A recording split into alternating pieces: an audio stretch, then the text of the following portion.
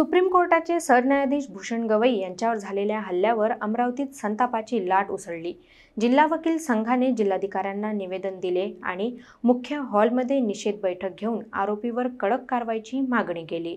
मूळ अमरावतीकर आणि सुप्रीम कोर्टाचे सरन्यायाधीश भूषण गवई यांच्यावर काल सर्वोच्च न्यायालयाच्या परिसरात भ्याड हल्ल्याचा प्रयत्न झाला। या घटनेमुळे अमरावतीत संतापाची लाट उसळली आहे। अमरावती जिल्हा वकील संघाच्या वतीने जिल्हाधिकाऱ्यांना निषेध निवेदन देऊन आरोपी वकिलावर कडक कारवाई करण्याची मागणी केली। याशिवाय जिल्हा न्यायालयाच्या मुख्य हॉलमध्ये विशेष निषेध सभेचे आयोजन करण्यात आले, जिथे सर्व वकील संघाचे पदाधिकारी उपस्थित राहून या घटनेचा तीव्र निषेध नोंदवला। भूषण गवई यांच्यावर झालेला हल्ला संविधानावर आणि न्यायव्यवस्थेवर हल्ला असल्याचे वकील संघाने स्पष्ट केले। या घटनेच्या विरोधात आज युवक काँग्रेस, फुले, शाहू व आंबेडकर प्रेमी यांनीही अमरावतीमध्ये संतप्त प्रतिक्रिया दिल्या।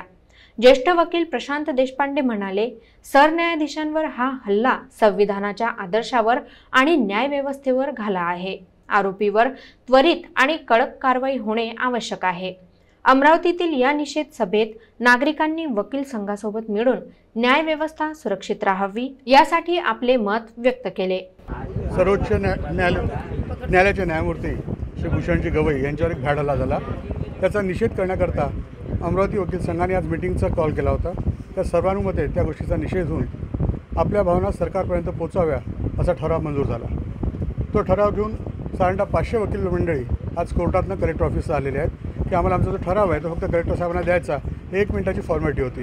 पण असं असताना सुद्धा अर्धा तास झाला आहे, सगळे वकील मंडळी इथे खोळंबलेली आहे, परंतु या वकील मंडळींना वेळ देण्यापुरता सुद्धा त्यांना वेळ नव्हता। या गोष्टीकरता किंवा या वागणुकीकरता सर्व वकील संघातर्फे रोष व्यक्त करण्यात येत आहे।